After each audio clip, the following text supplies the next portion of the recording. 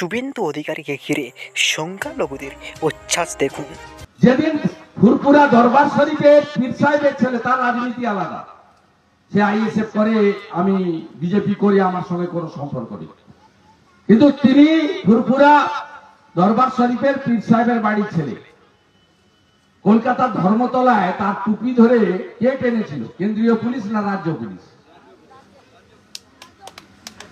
দাদা হুজুর আবু বক্কর সাহেবের বাড়ির ছেলেকে ৩৯ দিন জেল কে কাটিয়েছে? নরেন্দ্র মোদী না মমতা ব্যানার্জি?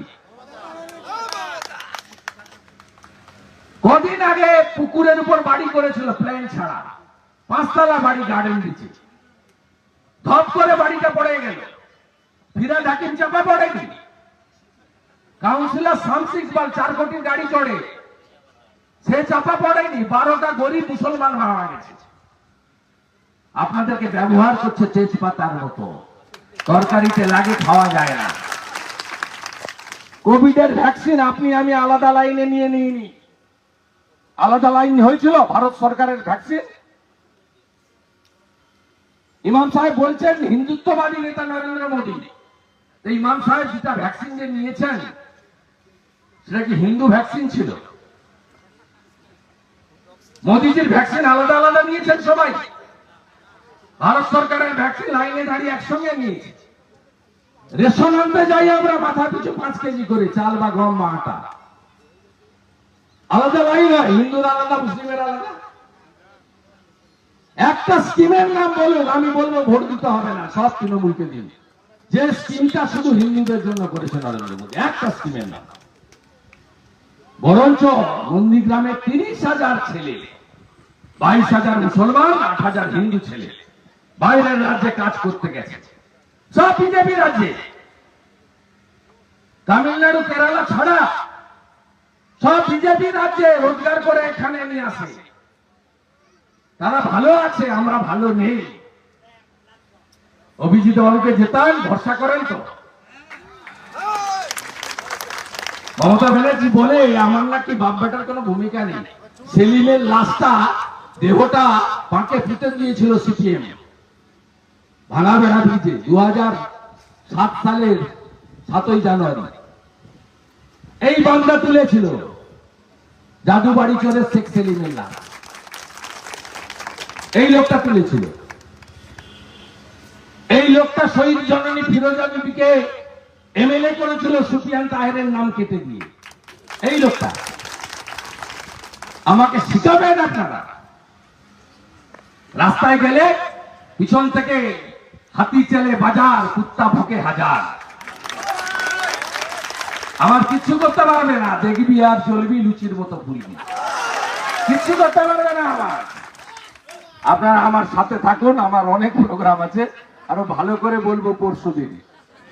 বড় সভা আছে, ২০-২৫ হাজারের সভা, কারণ মাননীয় পিসি বৈশাখলে অনেক বলে গেছে। তারপরে আমাদের ভাইপো কালকে আসবেন হেলিকপ্টার চড়ে, তিনি কিছু ভাষণ বর্ষণ করবেন, পকেটে হাত ঢুকিয়ে তোর বাপকে ডাক, এরকম করবে, তোর বাপকে ডাক, পকেটে হাত ঢুকিয়ে। এত অসভ্য, খালি মাল। ৬ থেকে ১১ নন্দীগ্রামের লড়াইতে কেউ দেখেছে? এ মা বেটাকে কেউ দেখেছে? ১৪ই মার্চের পরের দিন সকালবেলা এসেছিল, বলছে মাথা ঘুরে গেছে, অন্ধকার বলে অজ্ঞান বলে ছুটে পাইনি। হত কাটবো আমি, কই খাবে তুমি? সঙ্গে আছেন তো? আছেন তো? ভোট ১ নম্বর বোতামে দেবেন তো?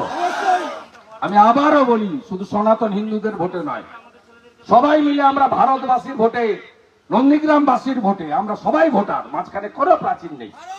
একসঙ্গে জেতাবো এবং কমসে কম ৩০,০০০ লিড অভিজিৎ গাঙ্গুলি যাতে নন্দীগ্রাম থেকে পায়, সে ব্যবস্থা আপনারা করবেন। আর বলে দি, ভয় পাবেন না। আমি সমস্ত এলাকাতে আপনার নিরাপত্তার জন্য যথাযথ ব্যবস্থা নিচ্ছি। ২৩ তারিখ থেকে ক্যাম্প চালু হয়ে যাবে সেন্ট্রাল ফোর্সে। প্রত্যেক বুথে ৮ জন করে কেন্দ্রীয় সুরক্ষা বাহিনী থাকবে, আর প্রত্যেক গ্রাম পঞ্চায়েতে 2টো করে কিউআরটি থাকবে কেন্দ্রীয় বাহিনী। কোথাও কোনো পাড়াকে বাধা দিলে, কাউকে বাধা দিলে 15 মিনিটের মধ্যে পিটিয়ে সোজা করে সবকে নিয়ে আসবো। আর গোটা গোটা 5-7টা গুন্ডা এখানকার প্রধানও খুব লাফাচ্ছে, বেশি লাফাবেন না, লাফালে সাউদ্দিনের মতো অবস্থা হবে, লাফালে হাবিবুর রহমানের মতো অবস্থা হবে। একটু স্লো চলুন বন্ধু। শামসুল মিয়া বড় লাফাচ্ছে, এই যে ব্যাংকে চাকরিটা পেয়েছে না, 7 মিনিটটা জাল, আমি ঠিক করবো ভোটের পরে, বলে গেলাম ঠিক করবো আমি। আমার খাতায় নাম উঠে গেলে খুব মুশকিল আছে, আর কেউ না জানুক, নন্দীগ্রাম জানে। আর আপনাদের বলি, আমরা 12টা প্রদান করেছি, আপনি আসুন হরিপুরের প্রধান।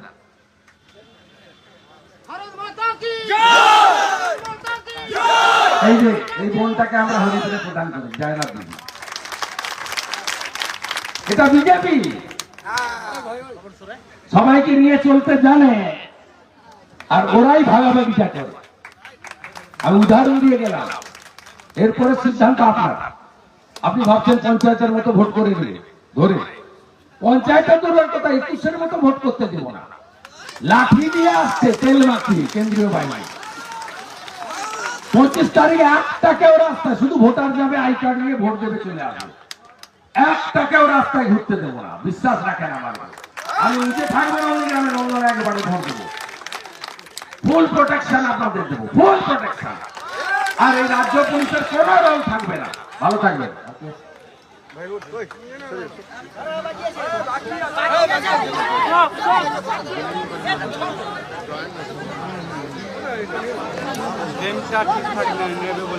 এই আব্দুল মান্নানের কীর্তি দেখুন, 100 দিনের কাজ না করে টাকা তুলেছে। আব্দুল মান্নানের স্ত্রী আঞ্জুমা খাতুন, দেখুন চোরদের কারবার দেখুন,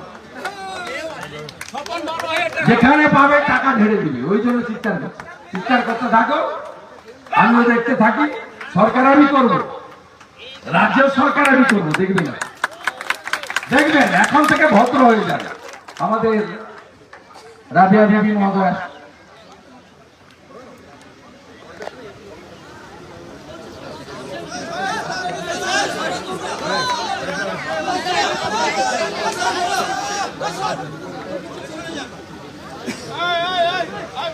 আমাদের এই বোনের উপর খুব অত্যাচার করেছে। আমি বোন দেখবো, শক্ত থাকবেন, ভালো করে লড়বেন, সবাই ভালো থাকবেন। ভারত মাতা কি, বন্দে বন্দে বন্দে। শুভেন্দু অধিকারীকে ঘিরে সংখ্যালঘুদের উচ্ছ্বাস দেখুন। সংখ্যালঘুরা টিএমসির ভোট ব্যাংক থেকে ধীরে ধীরে সরে যাচ্ছে, এটা বুঝতে পারছে টিএমসির লোকেরা। তাই তারা সবসময় সাধু সন্ন্যাসীর ওপর আক্রমণ করে সেই সংখ্যালঘু ভোট ব্যাংকে আবার পুনরায় টানার চেষ্টা করছেন। তো দর্শক, আপনাদের কি মনে হয়? আপনারা কমেন্ট বক্সে কমেন্ট করে জানাবেন।